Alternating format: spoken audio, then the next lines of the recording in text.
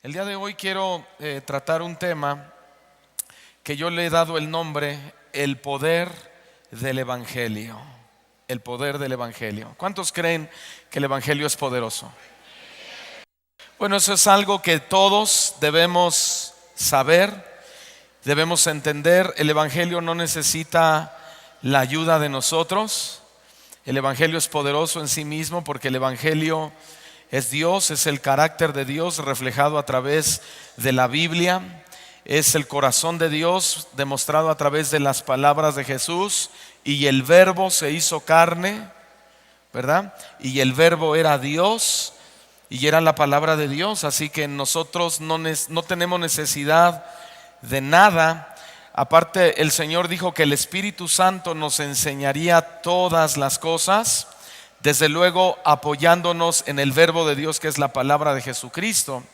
Así que debemos tener mucho cuidado en esas revelaciones propias que a veces afectan un poco o mucho el buen desarrollo de la congregación. Así que cuando Dios muestra algo, lo va a mostrar siempre fundamentado en lo que Él ya dejó escrito, ¿no? No hay una revelación nueva que debamos inventar nosotros de tal forma que quede fuera de la Biblia, sino que Dios nos va a revelar, nos va a abrir su escritura para que podamos ver lo que antes no podíamos ver, y eso es una forma en la cual Dios se va a revelar a través del poder del Evangelio.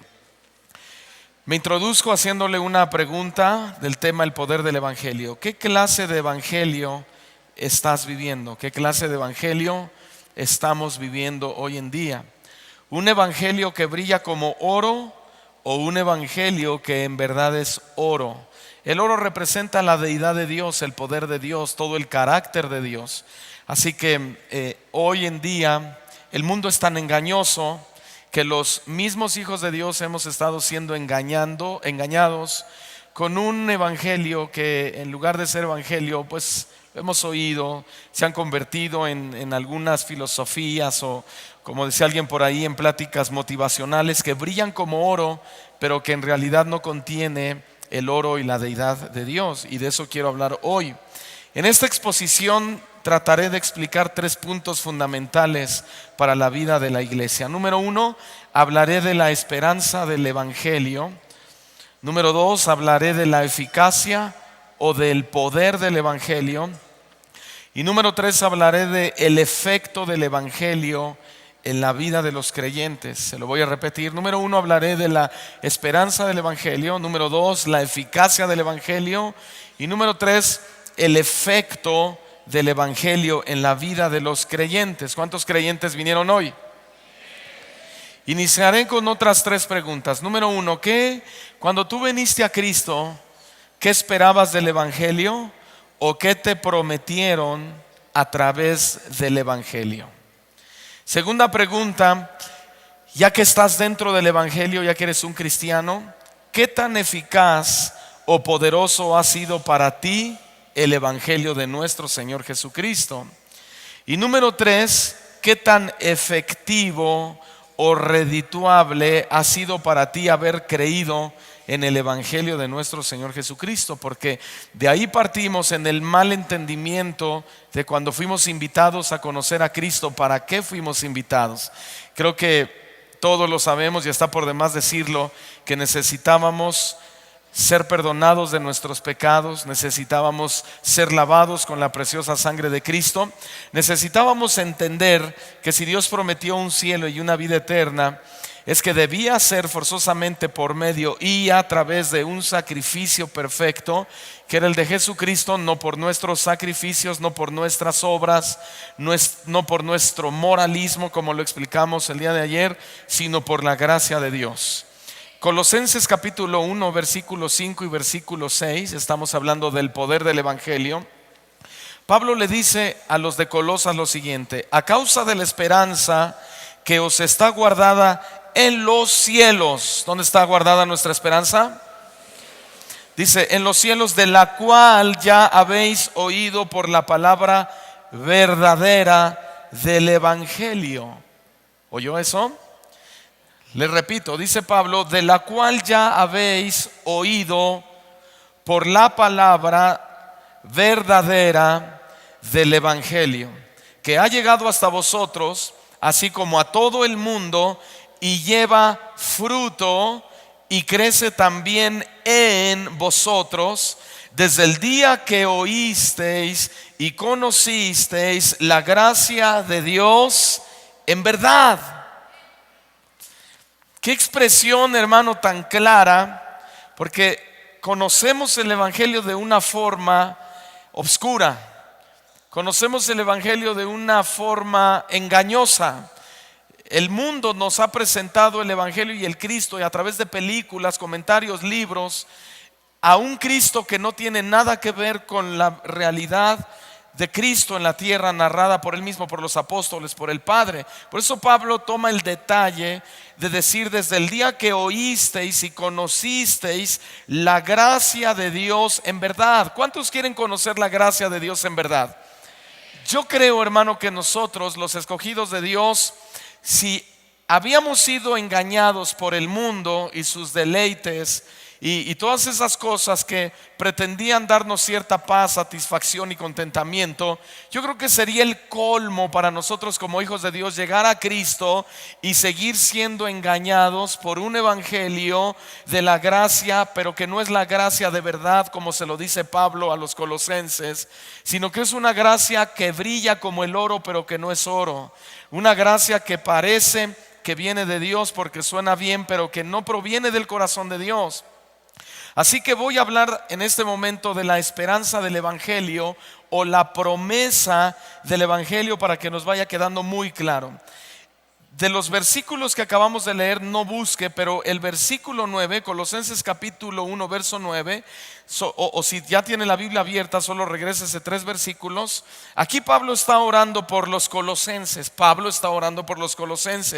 Pero para ser más exactos, no solo Pablo ora, sino que les está explicando en qué sentido está orando por los colosenses.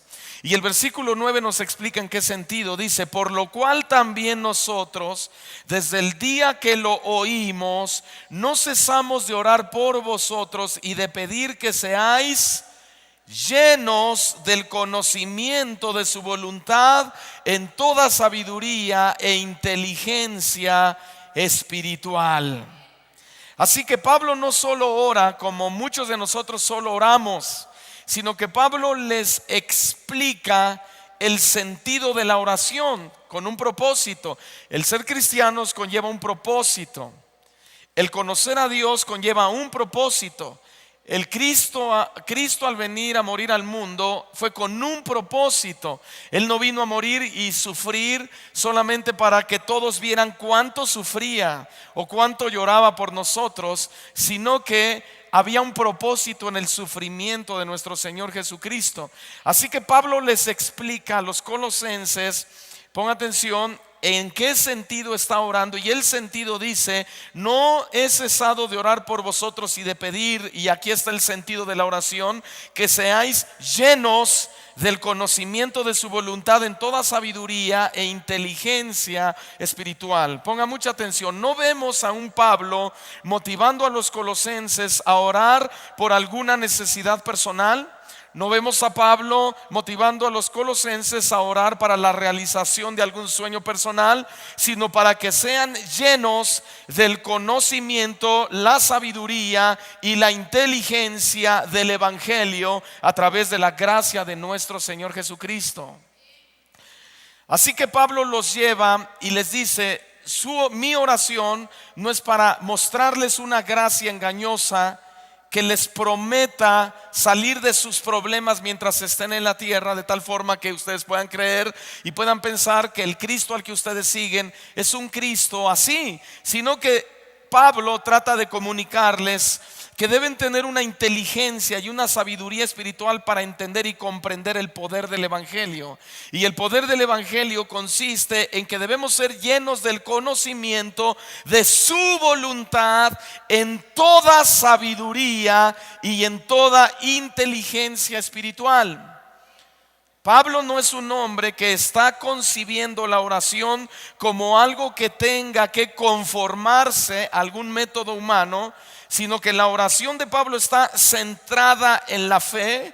La oración de Pablo está centrada en la esperanza y está centrada en el amor y de la gracia de nuestro Señor Jesucristo. Así que las promesas, escuche esto con cuidado, las promesas medulares en la proclamación del Evangelio son la fe, la esperanza y el amor.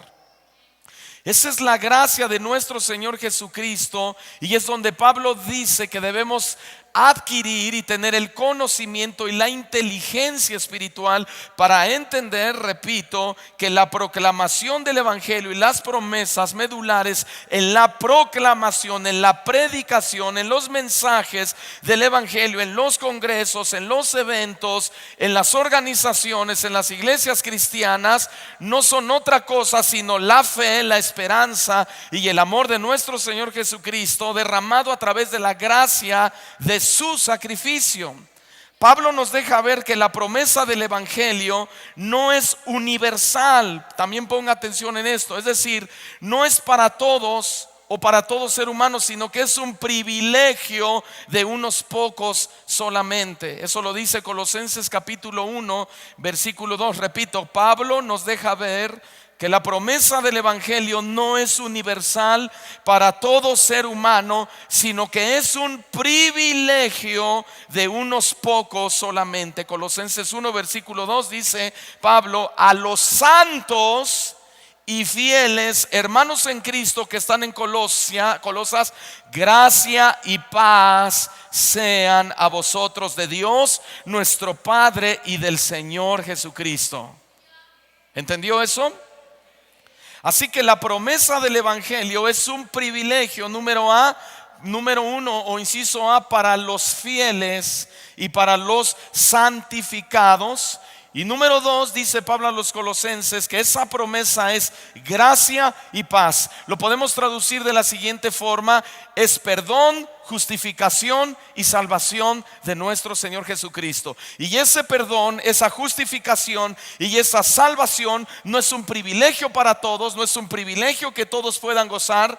Todos quieren ser salvos, todos quieren tener un lugar en el cielo, todos quieren tener un lugar en el corazón de Jesús, todos creen estar agradando a Dios en su forma, en su manera de pensar, en su filosofía, en su forma de predicar, en su forma de organizar algún evento. Sin embargo, Pablo claramente le dice a los colosenses, en primer lugar, que no debemos estar equivocados, porque la meta del Evangelio no es material, sino espiritual, y para entender la meta espiritual se requiere una inteligencia y una sabiduría espiritual que por lo tanto entenderemos que será dada a los santos y a los fieles santificados, que es gracia y paz, que es perdón, justificación y salvación en nuestra vida y perdón de nuestros pecados. ¿Cuántos inteligentes espiritualmente hay aquí que ya está entendiendo esto, hermano?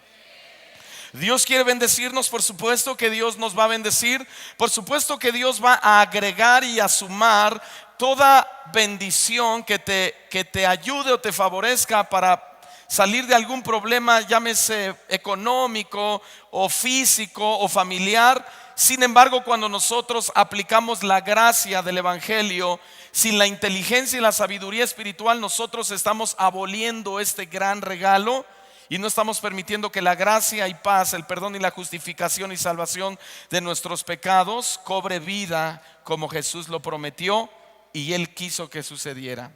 Según Pablo, la promesa del Evangelio pertenece entonces solamente a algunos privilegiados.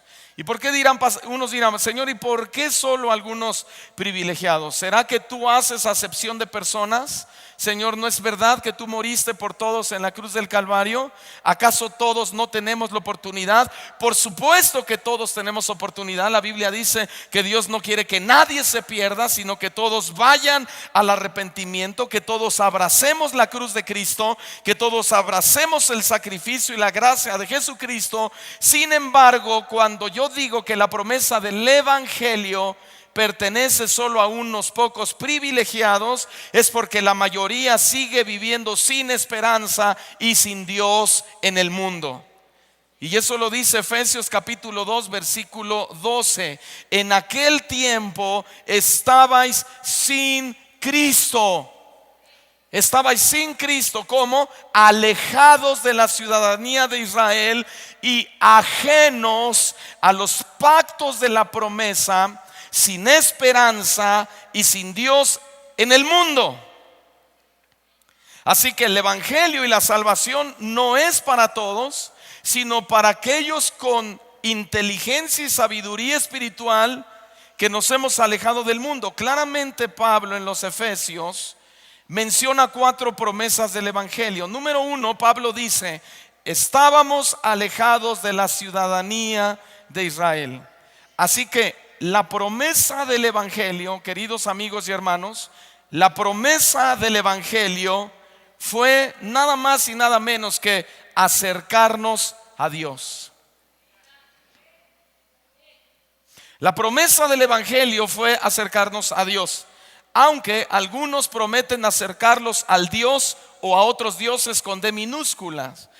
Otros, hay quienes están enseñando un poder del evangelio que te acerca a un Dios minúsculo, a un Dios dinero, a un Dios popular, a un Dios de fama, a un Dios de arrogancia, a un Dios de buenos propósitos, a un Dios de buenas intenciones.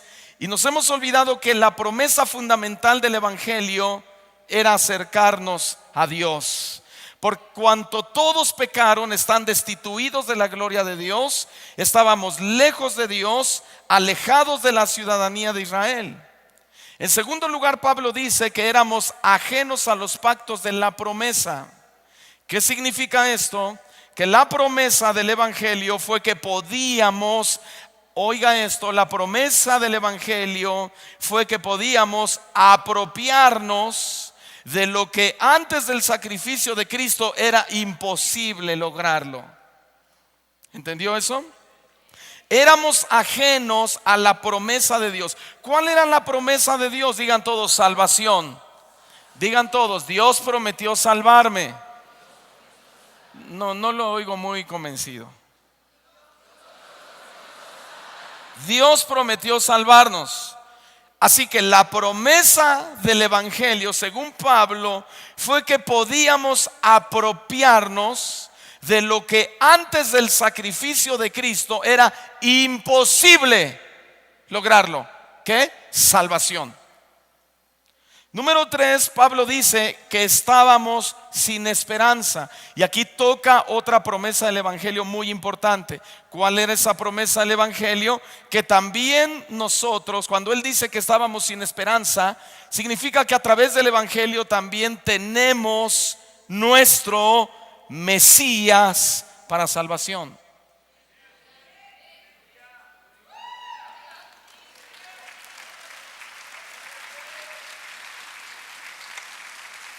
Porque déjeme decirle algo, que ese Mesías prometido como que lo exclusivizaron para los judíos. Ese Mesías prometido, ese hombre glorioso que vendría a poner su reino mundial, estaba solamente determinado para los judíos en cierto sentido. Sin embargo, Pablo dice en los Colosenses que nosotros estábamos sin esperanza. Nosotros éramos los gentiles. Nosotros éramos los paganos, nosotros éramos los que no teníamos derecho, nosotros éramos los perrillos del Antiguo Testamento, nosotros éramos los leprosos, nosotros éramos los publicanos, nosotros éramos malos, éramos la lepra. Éramos la contaminación, lo más inmundo que podía existir para un judío. Sin embargo, Pablo se toma la delicadeza y podría decir la exactitud de utilizar la palabra estábamos. Él no dijo estamos, él dijo estabais sin Cristo. Es decir, el Mesías prometido a los judíos no es exclusivo de ellos, ahora es para todo aquel que en él cree.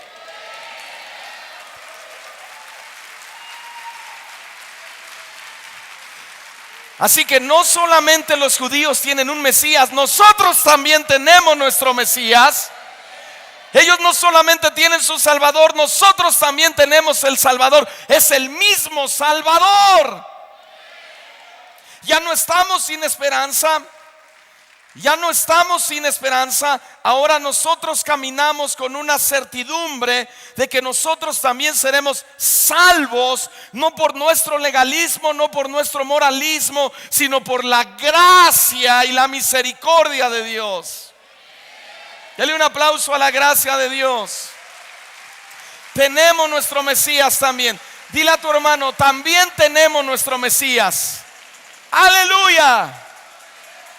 Y nuestro Mesías no es Buda, nuestro Mesías no es Gandhi, nuestro Mesías no es Hitler, no es el maestro de la universidad, no es tu pastor, es Jesucristo, el Hijo de Dios, el que dijo: el camino, la verdad y la vida soy yo. Soy yo. Y nadie viene al Padre sino a través de mí. Mi paz os dejo, mi paz os doy.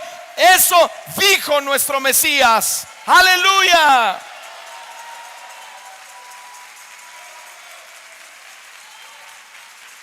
Siéntese, por favor. Y dice Pablo, estamos hablando de las promesas del Evangelio. Dijo: estabais sin esperanza, y dice: y sin Dios. Es decir, Dios dijo: ya no, a través de mi Evangelio, de la gracia de mi Evangelio, y a través de tu buen entendimiento, tu inteligencia y tu sabiduría, no terrenal, animal y diabólica, sino espiritual, ahora entiendes y sabes que no estás más abandonado en el mundo. Estaba sin Dios. Pero los que sabemos que cuando Cristo fue a parar a ese terrible madero, cargando todos nuestros pecados y nuestras fallas, no lo hizo exclusivamente para algunos o para los judíos, sino a todo aquel que cree. En ese momento Él se constituyó nuestro Padre, nuestra Madre, nuestro hermano, nuestro amigo, nuestro Señor, nuestro Dios, nuestro consejero, el pastor de los pastores, el apóstol de apóstoles, el evangelista de evangelista. Nos sacó del mundo y no estamos abandonados en el mundo. Esa es la promesa. Estabas sin Dios.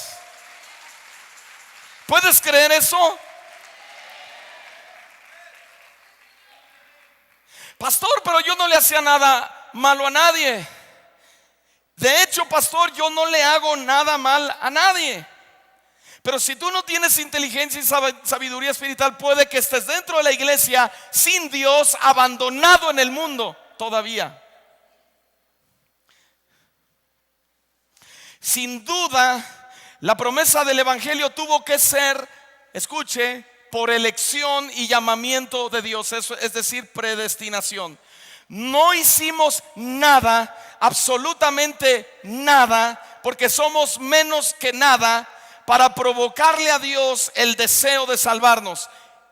Dios predestinó, Él quiso salvarnos. Él nos eligió y nos llamó para ser salvos. Sin embargo, esta elección, este llamamiento y esta predestinación nunca habría ocurrido si alguien no nos hubiese predicado el Evangelio de nuestro Señor Jesucristo. Y si nosotros fuimos escogidos, es porque Dios ha usado a su gente, a sus vasos, para que nosotros escuchemos el Evangelio de la gracia de nuestro Señor Jesucristo. El teólogo Burt se basa en Romanos capítulo 10 versículo 13 al 15, y él lo explica de la siguiente forma. Solo escuche, por favor. Y lo explica así: si Dios no hubiera enviado a sus mensajeros, no habría habido predicación. Si no hubiera habido predicación, los colosenses no habrían oído del Evangelio, y sin oírlo no habrían podido creer en él, y sin creer en el Evangelio no habrían podido invocar el nombre del Señor, y sin invocar a Dios no habría para ellos ni salvación ni esperanza. Así que dale gracias a Dios por la persona que Dios usó para que tú conocieras el Evangelio, y que quizá en algún tiempo, por la carencia, distorsionamos la verdad del Evangelio y la gracia de Dios, pero ahora Dios nos está dando inteligencia y sabiduría para entender la gracia y el poder del Evangelio.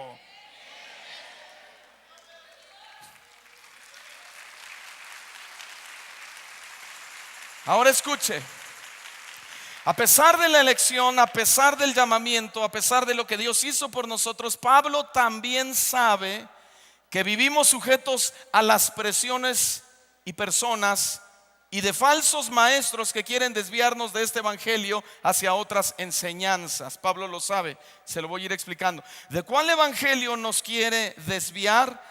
Del evangelio, escuche esto, el mundo, los falsos maestros, las falsas doctrinas nos quieren desviar del propósito del evangelio que estamos explicando. Y nos quieren desviar de la obtención de la esperanza de la vida eterna por el evangelio, de la obtención de las cosas de este mundo. ¿Fui claro?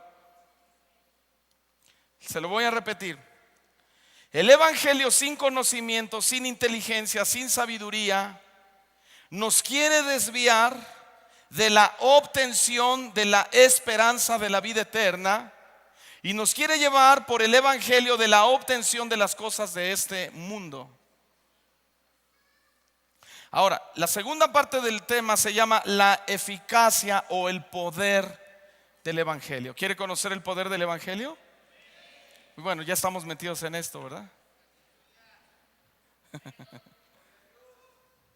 El poder del evangelio debe ser revisado minuciosa y seriamente a través de las escrituras para no entender algo que la Biblia no promete. ¿Me oyó, hermanos queridos? No se distraiga, por favor. El evangelio debe ser revisado minuciosa y seriamente a través de las escrituras para no entender algo que la Biblia no promete. Porque desafortunadamente Pablo va a hablar de los falsos maestros que habían rebajado el poder del evangelio a un montón de chatarra terrenal. Colosenses capítulo 1 versículo 6 le dice Pablo a los colosenses, les dice: y déjenme imaginar que él lo dijo con alegría, con gozo, con sabiduría, con sabiduría e inteligencia espiritual, con entendimiento de la gracia de Dios. Y él dijo a los colosenses: ha llegado a vosotros. ¿Qué había llegado a ellos? El evangelio. Ha llegado a vosotros el evangelio. Y dice: así como a todo el mundo.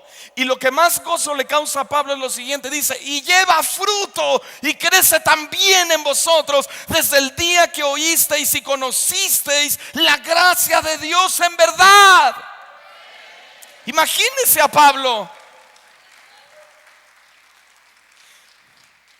¿Sabe que cuando él dijo ya no vivo yo, vive Cristo en mí? No lo dijo en un tono de amargura, en un tono de tristeza, en un tono de ya ni modo estoy metido en esto. No, él lo dijo con gozo. Él lo dijo: ya no vivo yo, vive Cristo en mí. Y lo que ahora lo vivo en la carne, lo vivo en la fe del Hijo de Dios. Porque para mí, dijo, el vivir es Cristo y el morir es ganancia. No sé cuánto les cause gozo eso, hermano.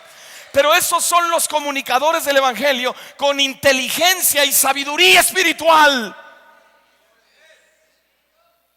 Que andas en el mundo sabiendo que no eres del mundo. Eso es una de las cosas de la inteligencia y sabiduría espiritual que hay que desarrollar en nosotros.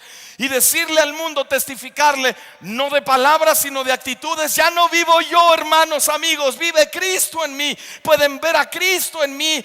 Vean mi conducta, vean mi testimonio, oigan mis palabras. Ahora, Pablo está tan convencido del poder del evangelio que quiere convencer a los romanos en el capítulo 1 versículo 10 y les dice: porque no me avergüenzo del evangelio, porque es poder de Dios para salvación a todo aquel que cree.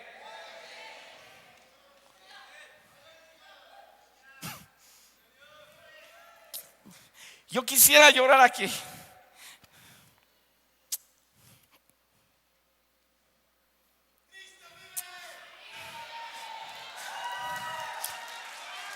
El evangelio no es una chatarra terrenal, es poder de Dios para salvación. Pablo lo entendió. Pablo lo dijo de su corazón.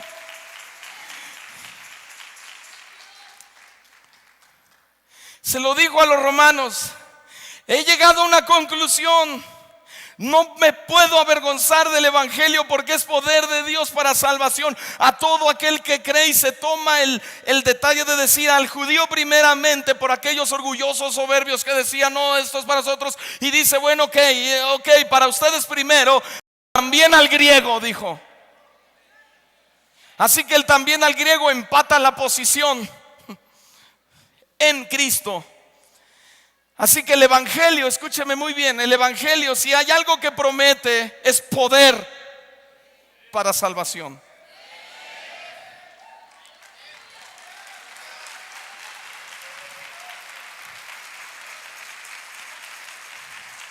El evangelio no promete poder para hacerte rico. El evangelio no promete poder para hacernos popular, aunque muchos quisiéramos. El evangelio no promete poder para ungirte más que a los demás. El evangelio promete, a través de Cristo y de su gracia, poder para salvación. El teólogo Hendrickson dice que que Pablo lo diría de esta forma: el evangelio que yo proclamo es muy superior, porque ofrece algo mucho mejor que cualquier cosa. Ofrece salvación.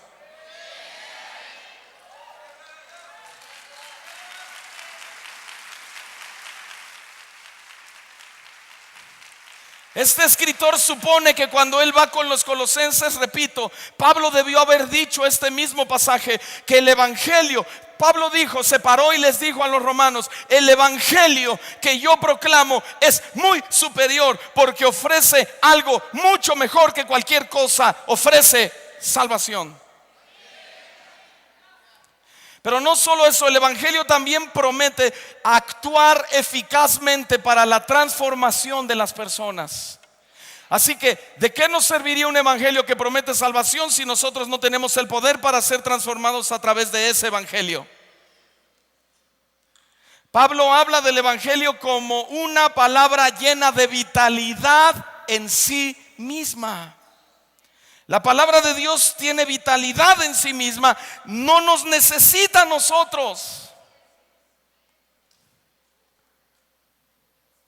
No necesita nuestras ideas, no necesita nuestros buenos deseos, nuestros buenos propósitos. El evangelio está lleno de vitalidad y rebasa el estándar humano, de tal forma que nosotros nos sintamos completa y totalmente satisfechos cuando escuchamos el poder del evangelio de Jesucristo.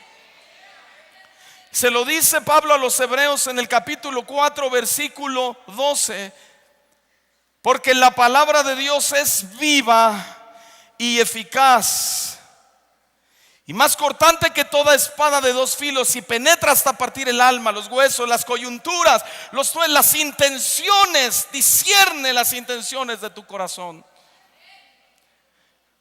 El evangelio promete transformación de las personas. Digan todos: la palabra de Dios es viva. Esta frase, la palabra de Dios es viva, se basa en la palabra griega sao, que significa volver a la vida. Así que la palabra de Dios es viva porque nos vuelve a la vida. Y es eficaz, y la palabra eficaz significa energía. Note entonces que en este pasaje Pablo nunca menciona, escúcheme muy bien, se lo voy a leer: la palabra de Dios es viva y eficaz. La palabra de Dios es viva y eficaz. La palabra de Dios es ¿qué? Ahora, ¿es viva y eficaz qué? ¿Es viva y eficaz qué? La palabra de Dios. Note que en este versículo Pablo nunca menciona al hombre, a los ministros, a nosotros los predicadores, sino que le atribuye toda la eficacia, el poder y la energía al mensaje del evangelio de Cristo. Por favor, denle un aplauso a la palabra de Dios.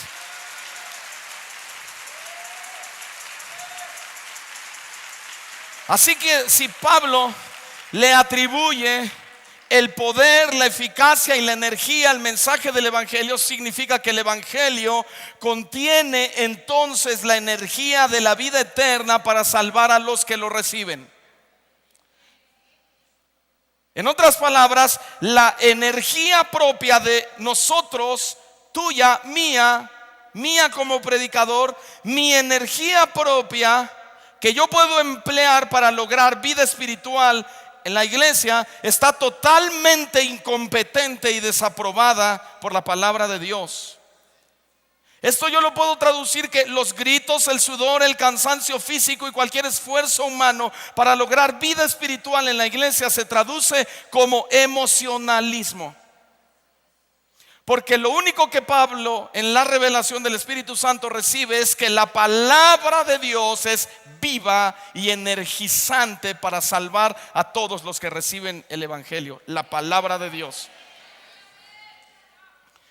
Sin embargo, también vemos que el poder del evangelio no puede ser sobrepasado. Hay un enemigo muy sutil y también muy poderoso llamado nuevas doctrinas o falsas doctrinas que intentan debilitar el poder del evangelio, de la gracia de Cristo, con el poder quizá limitado de una filosofía, de una superación personal, de una superstición de alguna persona. Debemos poner muchísimo cuidado en el poder del verdadero evangelio para no ser víctimas de estas falsas doctrinas. ¿Qué necesitamos hacer, pastor? La respuesta es: necesitamos mantenernos firmes en nuestra manera de pensar que hemos recibido a través de las sabias e inteligentes palabras de nuestro Señor Jesucristo a través del evangelio de su gracia. Pablo se lo dice a los tesalonicenses en su segunda carta, en el capítulo 2, versículo 2, les dice: no os dejéis mover fácilmente de vuestro modo de pensar, ni os conturbéis, ni por espíritu, ni por palabra, ni por carta como si fuera nuestra, en el sentido de que el día del Señor está cerca. Tiene el que está a tu lado: no te dejes conturbar fácilmente, que nadie te mueva de tu manera de pensar.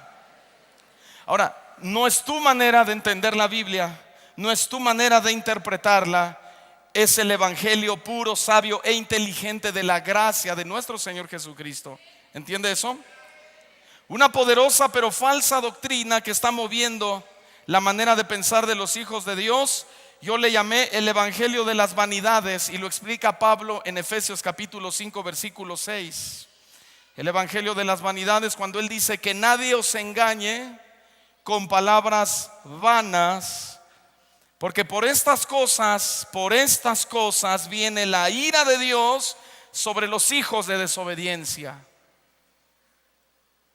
Se lo vuelvo a leer. Una poderosa pero falsa doctrina que está agrediendo el poder del evangelio es la doctrina de las vanidades. En Efesios 5 verso 6, que nadie os engañe con palabras vanas, que significan palabras vacías, pero también significa jactancia. Que nadie te engañe con una jactancia supuestamente proveniendo del mismo evangelio. Que nadie os engañe con palabras vanidosas también significa que nadie te engañe. Porque por estas cosas viene la ira de Dios sobre los hijos de desobediencia. Y hay dos clases de hijos desobedientes: los que la enseñan y los que la reciben. Entonces yo entiendo perfectamente que la eficacia del poder del evangelio no consiste en nada que te haga sentir jactancioso, sino precisamente en la resistencia contra ellas y en el buen entendimiento del poder del evangelio. Otra poderosa y falsa doctrina yo le llamé el evangelio del bienestar y seguridad personal. Lo encontramos en Hechos capítulo 20 versículo 23 y 24. Escuche por favor. Otra poderosa falsa doctrina Es el evangelio del bienestar y de la seguridad personal. Señor, si yo vine a ti, yo debo ser sano. Si yo soy cristiano, yo debo ser próspero. Señor, si yo vengo a la iglesia, entonces la gente debe ver en mí que yo soy superior a ellos, que yo tengo mejor auto, que yo luzco mejor ropa, que quizá, Señor, que los católicos vean que mi iglesia cristiana es más bonita, es más lujosa, es más extravagante, es más atractiva, y que somos de alguna forma más codiciables a los ojos de las personas. Jesucristo dijo: yo soy el templo, uno mayor que el templo está aquí. Y dijo: y ustedes son el templo de Dios, donde el Espíritu Santo debe vivir. Hechos 20, 23 al 24 dijo: salvo que el Espíritu Santo por todas las ciudades me da testimonio diciendo, dice Pablo, que me esperan prisiones y tribulaciones. No vemos a un Pablo diciendo, predicando un evangelio de bienestar y de seguridad personal, sino que él mismo escribe por carta y dice: me esperan prisiones y tribulaciones, pero de ninguna cosa hago caso, ni estimo preciosa mi vida. Y la palabra preciosa también significa valiosa. Yo no puedo estimar valiosa mi vida, porque si nuestra vida no hubiera sido comprada con la sangre de Cristo, seguiríamos valiendo nada, menos nada, menos nada, menos nada. Así que Pablo entiende esta revelación y él dice: yo no estimo valiosa mi vida para mí mismo, con tal que acabe mi carrera con gozo y el ministerio que recibí del Señor Jesús, para dar testimonio del evangelio de la gracia de Dios. ¿Nos está cayendo el 20? ¿Para qué dijo el evangelio? No dijo para que entonces pueda lograr adquirir mis sueños. Dijo: para dar testimonio del evangelio de la gracia de Dios, para dar testimonio del evangelio que justifica, que perdona, que salva, que lava pecados, su sangre preciosa, a través de la fe en ese evangelio, no del bienestar personal, sino el evangelio de la gracia de Dios, por el cual ninguno de nosotros, por muy buenos cristianos que seamos, podemos adquirir algo de Dios, porque a eso se le llama, y lo enseñé el viernes, el sábado, legalismo y moralismo, donde queremos ganar el favor de Dios a través de nuestra buena conducta, incluyendo la buena conducta basada en la misma ley de Dios. Señor, yo debo ser bendecido porque tu palabra dice: no adulterarás, y yo nunca he adulterado, así que tengo derecho a ser bendecido. Señor, tu palabra dice: no codiciarás, y yo no soy codicioso, así que te pido que me bendigas porque yo cumplo con la ley. Y estamos en la misma condición del hermano mayor del hijo pródigo, pretendiendo agradar a su padre a través de su buena conducta, a través de su buen testimonio, a través del buen ejemplo de la supuesta fidelidad que le demostró a su padre, no derrochando la herencia como el hermano menor. A diferencia del hermano menor, es que el hermano mayor se disgustó tanto con su padre cuando el padre perdonó al hermano mayor, que la Biblia no describe o no narra el final de esa historia, pero nos deja claramente ver que el hijo mayor nunca entró a la fiesta que el padre le estaba haciendo al hijo menor. Así que tanto el menor como el mayor, ambos eran pródigos, ambos eran rebeldes. Ninguno de los dos conocía realmente a su padre. Y el hijo mayor refleja el moralismo y el legalismo en la iglesia, que decimos: Señor, soy fiel, Señor, te amo, hasta te sirvo, he hecho por ti, así que por favor bendíceme. Pero en realidad el gozo de nuestro Padre no es nuestro gozo, porque el gozo del Padre era el amor. El gozo del Padre era que amó y recibió a su hijo menor a pesar de que había derrochado, porque él había tomado una actitud de arrepentimiento, él había vuelto en sí.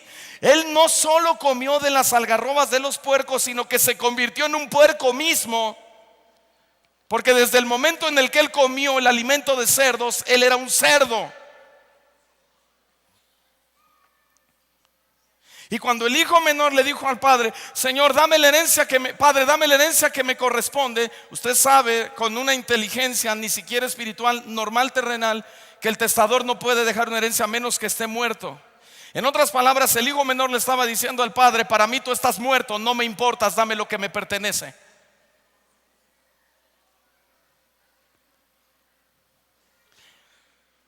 Cristo promete en un madero gracia, justificación, salvación, lavamiento, perdón de pecados. Y muchos de nosotros le estamos diciendo: a mí no me importa eso, bendíceme.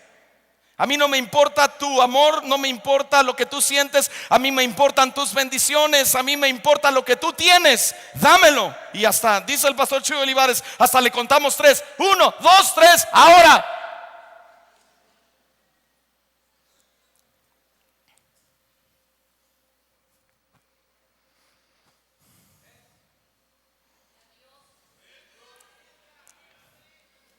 Por eso Pablo dice que el evangelio, él dice, para dar testimonio del evangelio, de la gracia de Dios. Así que el hermano mayor tenía que testificarle a los demás que tenía un padre amoroso, que tenía un padre lleno de gracia.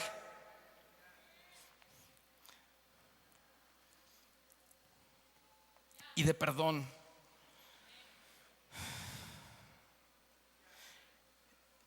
En Juan capítulo 14, versículo 27, nosotros podemos ver con claridad que hay otra falsa doctrina que yo le he llamado el evangelio de la autoconfianza, que no tiene nada que ver en la confianza que debemos poner nosotros en el sacrificio de Cristo para poder recibir la gracia de Dios. Juan capítulo 14, verso 27, Jesús les dijo: la paz os dejo, mi paz os doy. En una postura de pacificador, entienda, escuchen y entienda. Yo no os la doy, dijo Jesús, como el mundo la da. No se turbe vuestro corazón, ni tenga miedo.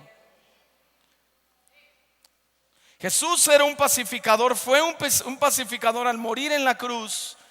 Esa fue su mayor gracia quizá que podemos descubrir, que Él produjo una paz entre el hombre que estaba destituido por el pecado de la gloria de Dios, para que pudiéramos tener una relación íntima, conociendo plenamente quién es Dios y el poder de su evangelio. La paz que vino a dejarnos Cristo no es una paz financiera, no es una paz política, ni siquiera es una paz familiar. A eso no vino. Él vino a traernos una paz para con Dios mediante el poder de su evangelio. Y muchos dicen: yo no necesito ese evangelio, yo no necesito ser cristiano, yo vivo bien con mi esposa, yo vivo bien con mis hijos, yo no tengo problemas con nadie, yo soy un empleado honesto, yo llego a tiempo a mi trabajo, yo no le robo a nadie, yo no tengo ninguna mala obra. De esos hombres legalistas que pretenden, repito, ganarse el cielo, el favor de Dios con sus obras. Y Jesucristo no vino a darnos una paz familiar, una paz social, una paz política. Jesucristo vino a darnos una paz que sobrepasa todo entendimiento. El mundo no entiende porque la cruz de Cristo es una locura. Y el mundo no quiere entender que Cristo vino a darte una paz con el Dios que te creó, con el Dios que preparó un lugar por ti allá en el cielo que te está esperando. Él vino a traerte una paz a través de su sacrificio, de su derramamiento de sangre. Y Jesús lo único que pide es que lo entiendas. Isaías capítulo 8, versículo 13, por favor. Isaías capítulo 8, versículo 13 nos narra de un evangelio que yo le he puesto de la devoción al hombre, que ha sustituido la devoción a Dios. Y ahora el hombre es más honrado.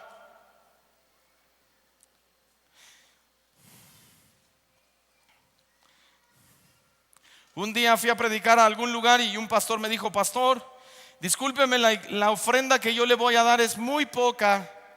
Y yo sé que eso no es una honra, dijo, pero es para lo único que tenemos. ¿Y quién te dijo que dar mucho dinero a un predicador es estarlo honrando? Isaías capítulo 8, versículo 13 dice: a Jehová de los ejércitos, a Jehová de los ejércitos, ¿a quién?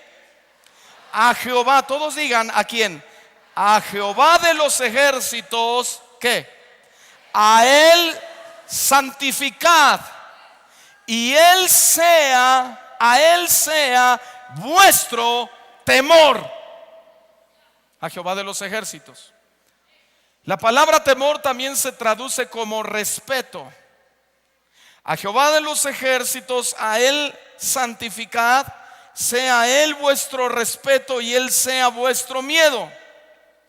Y Él sea vuestro miedo también se traduce como asombro o admiración. A Él sea vuestro asombro y a Él sea vuestra admiración. Así que el apóstol Juan dice: hermanos, santificad a Jehová de los ejércitos. En otras palabras, lo que estaba haciendo Juan, estaba exaltando el poder del evangelio de nuestro Señor Jesucristo, y no estaba exaltándose él mismo, ni estaba diciendo: honren a los que traen la predicación, denles dinero, o denles reconocimiento, o denles lugares especiales, sino que Pablo claramente dijo: santificar a Jehová, respeten a Jehová, asómbrense de Jehová, admiren a Jehová y no al hombre de Dios. Como lo he estado enseñando en series anteriores, que la creación la criatura que somos nosotros, nos hemos perdido en la creación de Dios. Y hemos dado culto a los hombres y a la creación a Dios, y estamos perdidos en la creación de Dios. La gloria y la honra es para el Creador, y ese Creador es Dios. Y para que nosotros disfrutáramos de su presencia, de su cielo, Él tuvo que enviar a su Hijo Jesucristo por nosotros. Eso se llama gracia. Por lo tanto, Juan entiende con inteligencia y sabiduría del Espíritu y dice: a Jehová de los ejércitos, a Él honrad, a Él asombrarse con Él, a Él admirarlo. ¿Por qué? Porque Él nos envió su evangelio. Hay que admirar a Dios por eso. Por eso no hay filosofía, no hay religión que salve, no hay pensamiento, no hay Buda y su enseñanza no tiene poder para prometerte. Te podrán prometer bienestar, pero no el bienestar de la vida eterna. Ni Mahoma, ni Gandhi, ni el libro del Mormón, ni Moroni, ni Roosevelt. No, a Jehová de los ejércitos deben admirar, a Jehová de los ejércitos deben reconocer, a Jehová de los ejércitos deben temer. Por algo la Biblia dice y asevera: no temas al que puede matarte el cuerpo, más bien teme al que puede llevar tu alma al infierno. Por eso mejor a Él debes temer. Ese es el poder del evangelio. Ante el poder del evangelio, los mensajeros, nosotros los predicadores, podemos ser incluso echados en la cárcel. Escuche. El hecho de predicar el evangelio verdadero de la gracia de Cristo, ¿oyó eso? No es que yo como pastor yo te tenga que tocar para que tú recibas el poder de Dios, porque entonces no sería la gracia de Dios, sino sería mi gracia. Así que nosotros, los comunicadores del evangelio, podemos incluso ser echados por predicar el evangelio, pero escúcheme, pero la palabra de Dios no está presa. Esa es la diferencia entre las filosofías. Mientras que las filosofías de estos hombres que acabo de mencionar, Gandhi, Buda, Mahoma, Hitler, como se llame, mientras las filosofías de estos hombres se murieron, el poder del evangelio continúa salvando gente, porque la palabra de Dios no está presa. El poder del evangelio no terminó cuando los discípulos murieron. Ahora nosotros somos sus discípulos, comunicadores del evangelio de la gracia de Cristo, y la palabra no está presa. El cielo y la tierra va a pasar, pero su palabra no pasará. Ese es el poder del evangelio. Tiene energía en sí mismo, tiene poder en sí mismo. Nunca va a pasar. Yo no soy el super pastor, no soy el super apóstol, no soy el super profeta, el ungido del DF. La unción, el poder, el reconocimiento, el temor es el evangelio de nuestro Señor Jesucristo, la cual su palabra nunca pasará. Se terminará este mundo, pero Él es eternamente y para siempre. Aleluya.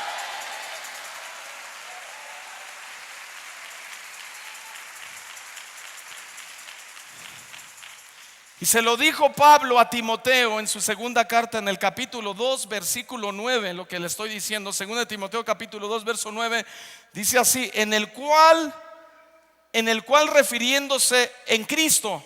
Todos digan en Cristo. ¿Cuántos cristianos hay aquí? Ok, cristianos, en Cristo sufro penalidades, hasta prisiones a modo de malhechor, mas la palabra de Dios no está presa. Yo creo que todos necesitamos leer esto, todos los que somos cristianos. Léalo en voz alta. En Cristo sufro penalidades, hasta prisiones a modo de malhechor, mas la palabra de Dios .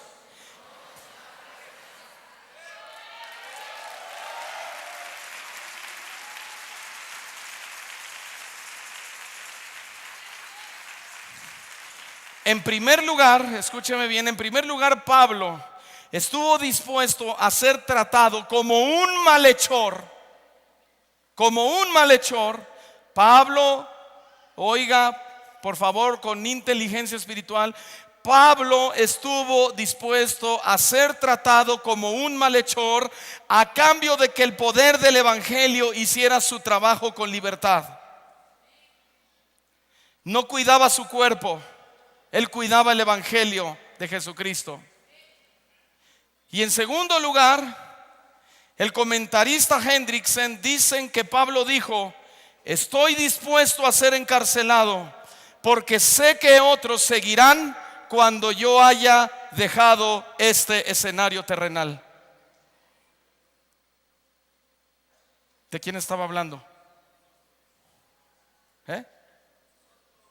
Muchos dirán: me pasó rozando, pero te pegó a ti. Dile a tu hermano: está hablando de nosotros. No te hagas. Qué interesante, hermanos. Vamos a entrar a la tercera parte del mensaje, que se llama el efecto del evangelio en la vida de los cristianos, y el efecto del evangelio que trajo en la vida de los colosenses. ¿Qué produce el evangelio? ¿Cuál será el énfasis de lo que produce el evangelio de nosotros los cristianos o de los predicadores? Colosenses capítulo 1 versículo 6 habla sobre el efecto del evangelio en la vida de los colosenses o de los cristianos. Pablo dice nuevamente, ya lo habíamos leído: ha llegado hasta vosotros. ¿Qué llegó? Hermanos, ha llegado hasta vosotros. A ver, hermanos, a ver, mírenme. Y Cristo está aquí. Y Él está sentado a la diestra del Padre, pero está aquí. Y yo estoy hablando de ese Cristo, de esa gracia de Cristo.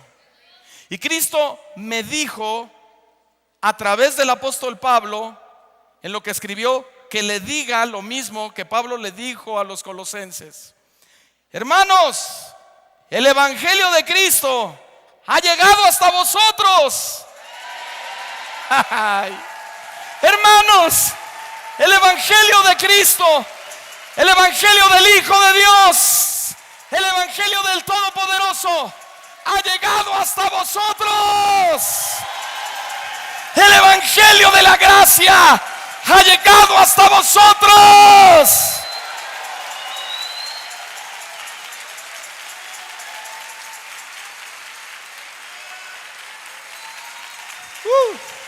Siéntese.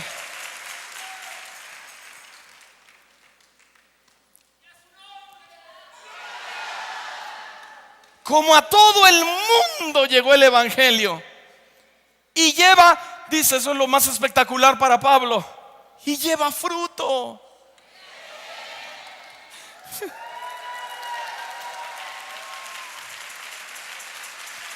Y yo soy ese fruto de Dios. Y usted y yo somos ese fruto de la gracia. No estamos más en el mundo sin Dios.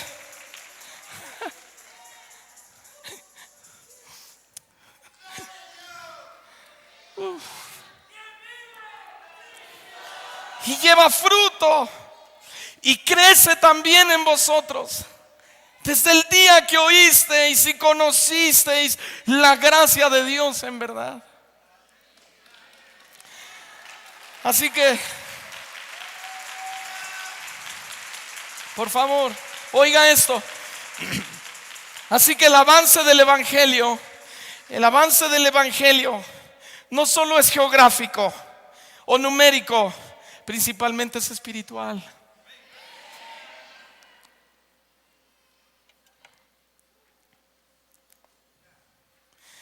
Dice Burt que en el momento en el que Pablo escribía esta carta, la evangelización se extendía de pueblo en pueblo y grandes números de creyentes se añadían a la iglesia.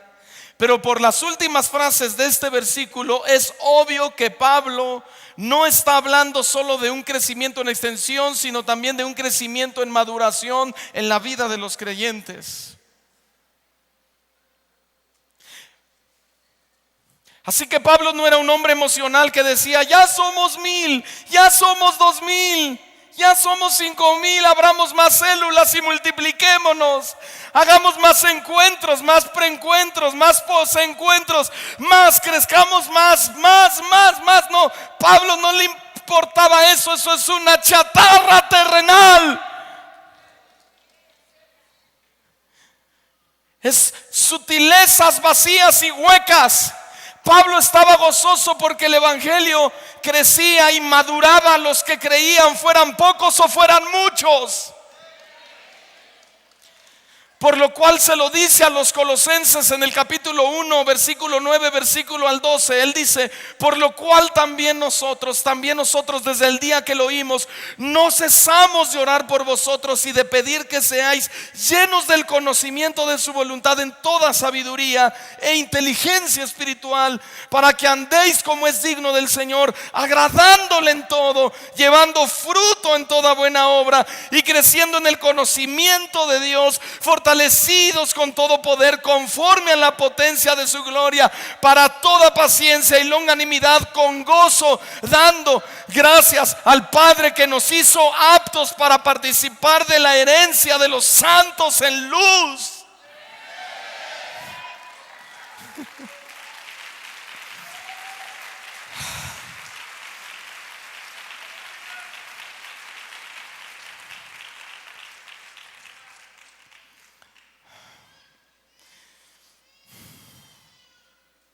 ¿Sabe cuál es la verdad?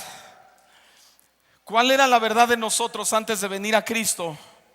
¿Y cuál es otra verdad de muchos cristianos todavía en sus iglesias? Que no conocíamos realmente a Dios, afuera y adentro. Así que el primer efecto en todo esto que yo acabo de leer fue la profundización en la voluntad de Dios. Es una llenura que Pablo expresa hasta la plenitud y un conocimiento pleno y profundo del evangelio. Y no solo eso, sino que Pablo habla también de otro efecto que lo llama la sabiduría espiritual, es decir, el conocimiento. Oiga, la sabiduría espiritual es el conocimiento práctico que viene de Dios, es decir, la revelación de quién es Dios.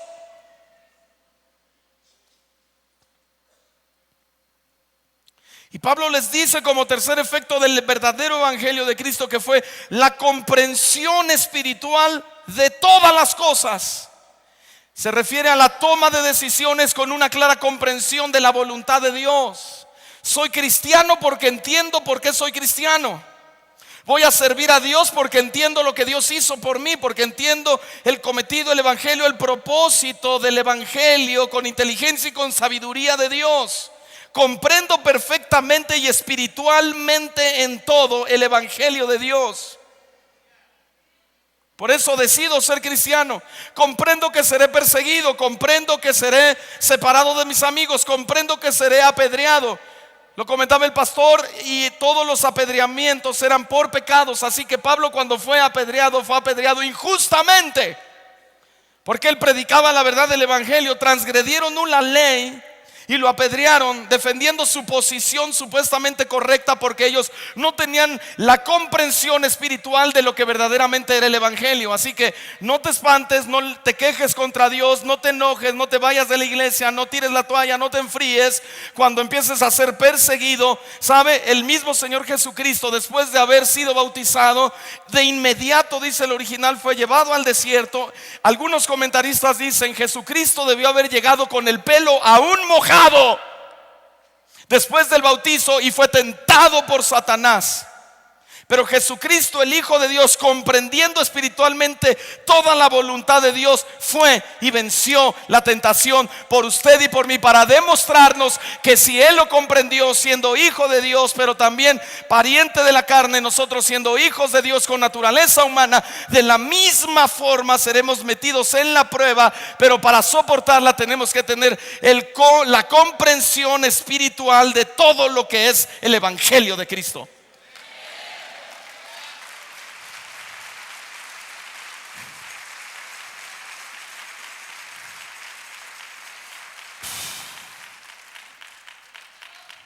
El cuarto efecto que menciona Pablo fue el crecimiento en el conocimiento de Dios. Así que el efecto del evangelio es un entendimiento claro de la personalidad de Dios. También Pablo menciona como otro efecto del evangelio las buenas obras. Repito, no son obras para ganar el favor de Dios, no es legalismo, no es moralismo, sino que estoy hablando del efecto del evangelio, que es una vitalidad y energía espiritual para andar en buenas obras. Para andar en buenas obras. Se lo repito, el efecto del evangelio es una vitalidad y es una energía espiritual para andar en buenas obras. Nosotros no somos santos para ser salvos, sino que fuimos salvos y por lo tanto debemos ser santos.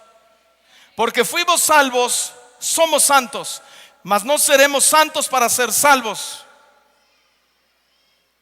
Pablo menciona como otro fruto o efecto del evangelio la paciencia en la gracia de Dios. Todos digan: paciencia en la gracia de Dios.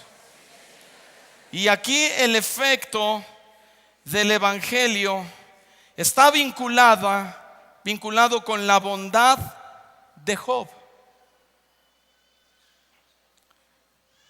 Es decir, que el evangelio, o tener paciencia en la gracia de Dios, produce un aguante, una bondad, una mansedumbre,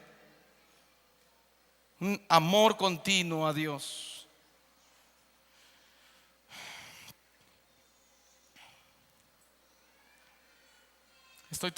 Termino con este pasaje. Solo apunte: otro fruto del evangelio fue la perseverancia en la gracia.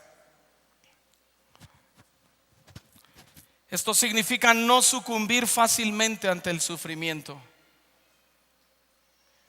Y el octavo efecto del evangelio, según Pablo a los Colosenses, fue el gozo y la gratitud hacia la gracia de Dios. Alguien tenía que haber dicho amén a eso. Le voy a repetir: el octavo efecto del evangelio de nuestro Señor Jesucristo es el gozo y la gratitud hacia la gracia. Esto quiere decir que el evangelio produce cristianos agradecidos y gozosos en Dios. El evangelio de la gracia de Cristo, repito, no produce cristianos agradecidos cuando Dios los bendice, cuando Dios los sana, cuando Dios los lleva a las naciones. El evangelio, que se ha entendido con sabiduría y con inteligencia espiritual, produce cristianos agradecidos y gozosos en Dios, a pesar y aún de los sufrimientos que la vida nos presenta todos los días. Y todas estas cosas son evidencias de la eficacia del evangelio en la vida del creyente después de su conversión. Todas estas, repito, son evidencias de la eficacia del evangelio en la vida del creyente después de su conversión. El teólogo Burt dice que nadie puede llegar a ser cristiano sin oír el evangelio, pero tampoco nadie puede ser cristiano de verdad por el solo hecho de oír el evangelio. Yo voy a la iglesia, pastor, yo oigo los sermones, yo también digo gloria a Dios, yo también lloro como ustedes, mas yo lloro más. Yo danzo, yo alabo, yo ofrendo, yo voy a los congresos, yo ayuno, yo oro, yo me porto bien. Le repito, nadie puede llegar a ser cristiano sin oír el evangelio, pero tampoco nadie puede ser cristiano de verdad por el solo hecho de oír el evangelio. Así que en medio del desconcierto que nos produce la infidelidad de muchos cristianos, debemos estar firmes y conservar la sana doctrina que nos ha sido enseñada. Así se lo dijo Pablo a los de Tesalónica en 2 de Tesalonicenses capítulo 2 versículo 15. Le dijo Pablo a los tesalonicenses en el capítulo 2 verso 15: así que hermanos, ¿cuántos hermanos vinieron hoy? Hermanos, dice Pablo, hermanitos, estad firmes y retened la doctrina que habéis aprendido, sea por palabra o por carta nuestra. Hermanos, estemos firmes y retengamos. Este verbo retener es muy significativo. Se traduce con la palabra aferrarse con fuerza. Así que hermanos, estemos firmes y aferrémonos con fuerza. Desde luego se refiere a una fuerza espiritual producida por la inteligencia y la sabiduría espiritual del evangelio, de la gracia de Cristo. Aferrémonos con fuerza, con ese entendimiento, con esa revelación, con esa conciencia a la doctrina que habéis aprendido, sea por carta o por palabra. ¿Por qué debían aferrarse con fuerza los colosenses? ¿Y por qué Pablo dice esto? ¿Y por qué nosotros deberíamos hoy, en el año 2011, aferrarnos con fuerza? Precisamente Pablo lo dijo a los colosenses, y el contexto nos lo enseña, por la falsa doctrina que se estaba levantando contra el poder del evangelio.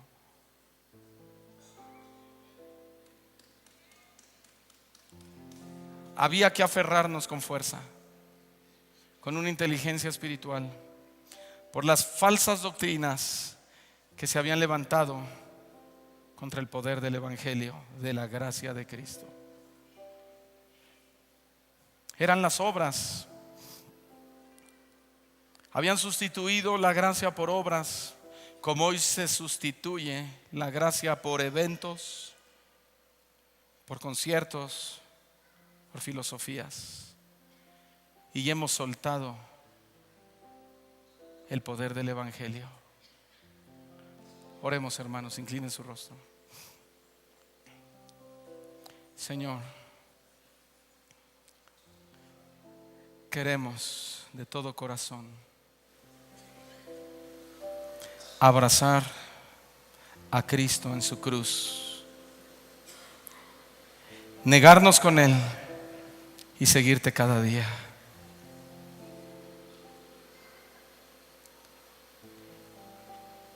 A Jehová de los ejércitos tememos, adoramos, amamos, valoramos y admiramos.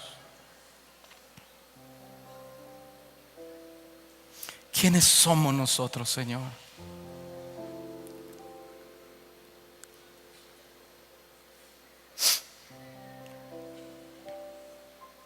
¿quiénes somos nosotros? ¿Qué viste en nosotros, Señor? Para que fuéramos el objeto de tu gracia.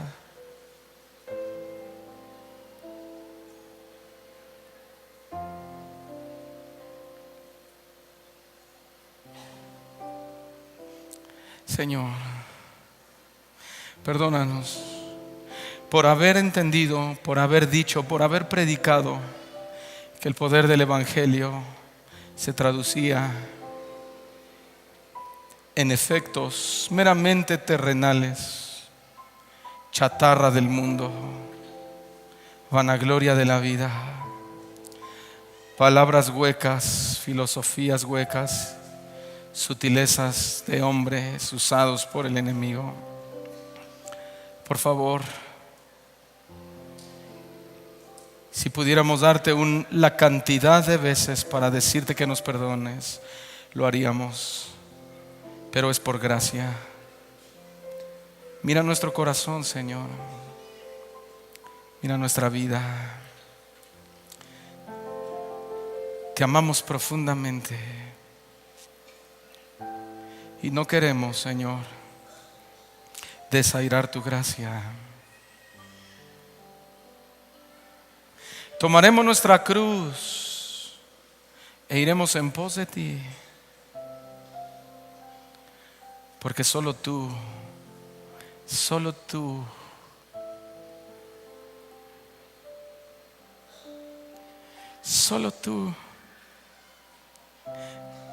eres Dios. Y sin ti seríamos los más miserables de esta tierra. Pero en ti alcanzaremos la promesa de la vida eterna. A Él sea la gloria, a Él sea el imperio y la majestad por los siglos de los siglos. Amén y amén.